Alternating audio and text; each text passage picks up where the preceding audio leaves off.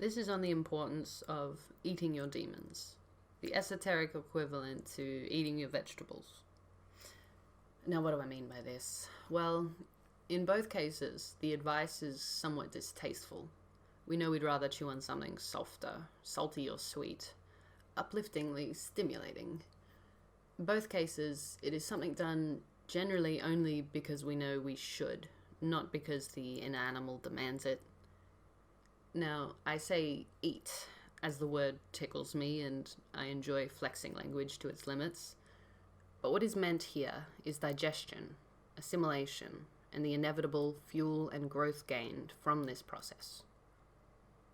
And what is digestion, the act of eating, really? Whole parts are taken inside, broken into pieces and dissolved in acids, catabolized even further into their most basic constituents, and the nourishment that was once locked within is leached out and assimilated. Anything excess or unrequired by the whole is then excreted, discarded entirely. A whole is taken in, assessed entirely, broken apart completely, beneficial, separated from detrimental, and from this the organism grows. And what are demons? In the most common sense, they are what is to be feared, and what may consume you, what is born from the darkness and grows from witness. Always, in the movies, the attacks get worse once someone starts noticing the footprints, the potential of the demon. The more the victim of this demon begins to fear the monster grows, often causing physical harm to the poor helpless, so-called possessed one. Again, zooming out, the demons come from darkness, always, from the unseen and unknowable. The underworld is sometimes hinted at. Esoterically speaking, the underworld, unseen, and darkness are all synonyms for the unconscious. The intensity of the demon seems to grow with a combination of witness and fear. Witness says one thing. It says you have beheld a form. Something has cemented or concretized into existence. You have let a belief solidify and become a so-called reality in your mind. You have birthed a demon whose form can now actually be beheld. And fear. This implies that you, the native, the one beholding this belief, emotion, point of view, this demon that cripples you so, you have decided that this event, point in time, this memory or haunting, has, in any way, any power over you. That it is not, in fact, you that is choosing to replay these movies in the theater of the mind and tormenting yourselves with these memories, feeding your demons, who are the only ones in this cinema really enjoying themselves, the only entities here that are nourished. Now, why would I say entity? Am I acknowledging demons as living, breathing beasties? Not necessarily, but we are conscious creators here. All is mental and the mind precedes all. Before anything is birthed into reality, it must first be conceived in the mind, visualized. And this visualization receives sustained plasma and witness, emotion, which is energy in motion. And for as long as plasma exists and is sustained, it grows and develops. From this mental image that has been growing in the mind of the inventor, new things are born. Ingenuity wrapped in physicality and released then into reality, all from what was just a mind seed. Translating to the mind, the darkness from whence demons can be born, any belief or train of thought that comes to you and cripples you is a demon. It is a belief that you created and have sustained by allowing your mind to feed it witness and energy. The more witness and emotion, especially strong emotion, you feed this demon, the more physically real it will become. Depression and sadness can age you in ways you wouldn't believe. Turn you into a ghost or living skeleton, a haunted husk, plagued by invisible fiends, sucking your life essence from you, and only you can see them. Tell me this is not the story of the possessed, the haunted one. Tell me this is not visually, and even likely locally, provable. The haunted, coming to a suburb near you, populating the cities you visit, right now and all day, every day. Maybe this is why we love shock, action, and horror so much. It's a wonderful distraction from the plague of demons haunting mankind right now. And I don't mean to sound pessimistic about this, call this a mere observation. But I think a lot of it comes down to poo-pooing the realm of the occult, for the misinterpretations and superstitions that have arisen about its usage of symbols, archetypes, and imagery, without even taking the time to look into the incredible usability and versatility these vesicles for information provide. But I digress, as on symbols I could speak all day. Back to the beginning now, with definitions made more clear, at least from this point of view. Eat your demons. This is important. Demons haunt the One, and they tamper with the One, leeching his energies and making him act out in ways even he cannot predict. This in itself is incentive. You are responsible for making sure you don't brew too many of these, that you begin tainting the pool for others. This ain't even just an altruistic thing.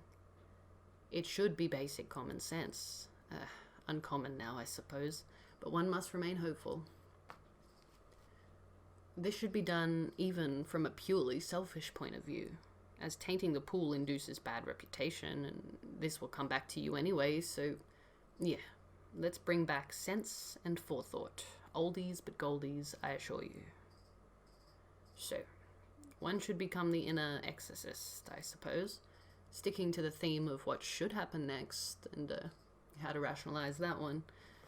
Well, the holy man, or shaman, is the general port of call for a good case of demons. He is called in as a calming force, a point of control and order in the situation. He knows what must be done, and even often ends up knowing the demon's name and purpose here. The point that is being made here is, the holy man or shaman is the one who can see the unseeable and know the unknowable, the one who bridges the gaps between worlds. This is speaking to you beginning to take the place of this exorcist, this holy man. You bridge the gaps between these two worlds, the conscious and the unconscious. It is from the darkness, the unconscious mind, that the evil fiends appear, the hurtful memory or self-depreciating train of thought.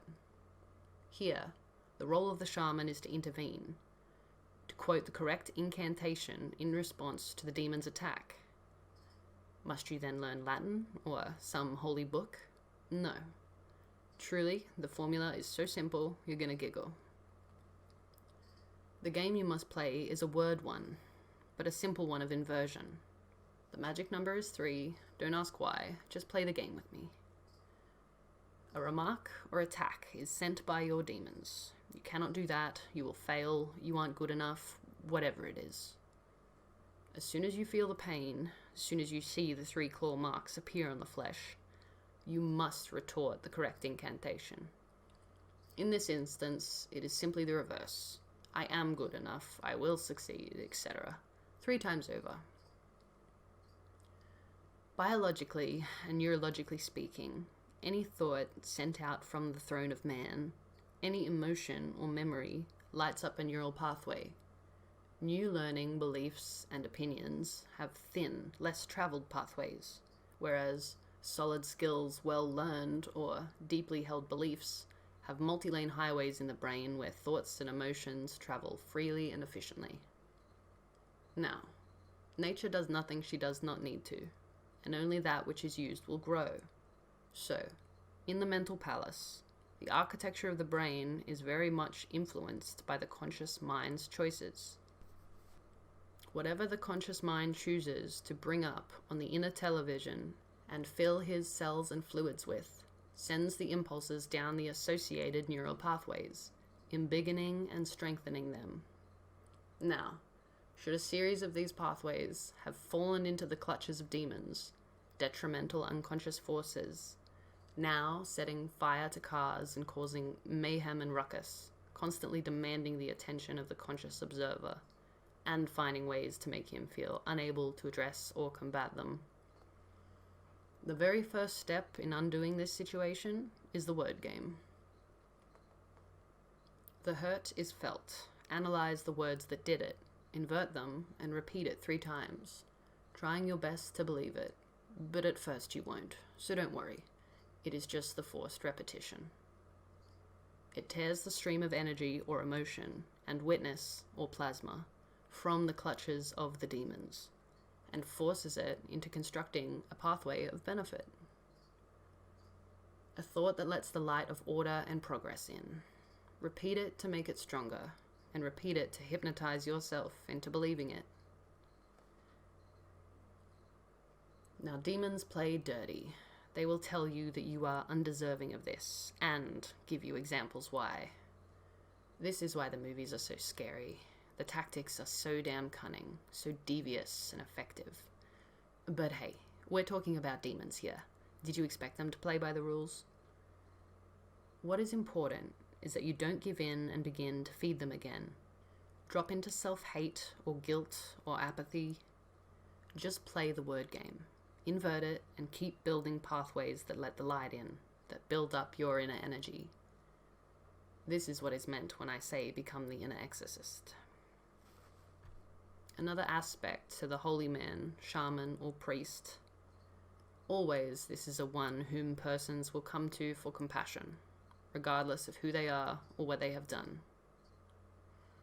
This is a one who can see you in full and still be kind, understanding, and even has the ability, the job even, of absolution, of forgiveness. This is why the story of demons always includes these aspects. Born from darkness and nowhere, it slowly manifests into reality. Under witness and emotion, it grows and grows, until a holy man must be sent for, to comfort and absolve the native and cleanse the demons. Be compassionate to yourself. It's you alone in there, remember? And somewhere there's an inner child you've been ignoring while you roll around in all the things that distress you. It is the inner and unconscious aspects that are the ones that pop out unexpectedly, in snide remarks and drunken episodes. And this is generally this same aspect, sometimes referred to as the inner child, that causes this. And again, in the classic tales, the haunted one is usually always a child. This is probably the symbols speaking to us again here too, although this definitely happens to adults. Whomever this happens to, you will be made to feel like a child. That is the power of demons, part of what makes them so scary. So become the shaman. Play the word game and cut off the demon's only source of power, the only food source it has here. Your witness and your energy in motion. What we call emotion. Just don't look. Change the damn channel. Pave a new pathway. The answer to demons is as simple as that, although the journey is long, hence why the exorcism part looks so inviting. This process will be torture, just like in the movies, but we don't need to get all snappy or twisty-headed about it, or climb the walls. All of these I'd take as portrayals of indecent behavior, the obvious eventual effects of a system low on electricity, ego, or life force. The typical bad actions of a haunted one. But should you choose to comfort the inner child, to be the inner exorcist, play the word game, that of retorting the correct incantation, and just keep the faith. And no, not a religious one necessarily, just the knowledge of what you are doing and why, and that you will get there should you continue. Then comes the squirmy part, the sustained battle between the will of the exorcist and that of the demons, and they are both fighting for the life force of that inner child. You choose now, as the conscious one, which character in this inner novella is going to win out here, at every moment of every day, with every thought that you have. Please try and remember, we share a giant electrical swimming pool here, an etheric soup of shared relations. From one energetic being to another, please remember your occulted ABCs, and remember to please eat your demons and your vegetables. Look after your inner and your outer self, because, honestly, when you don't, you can be a real dick to deal with. With love, Jet Lumen.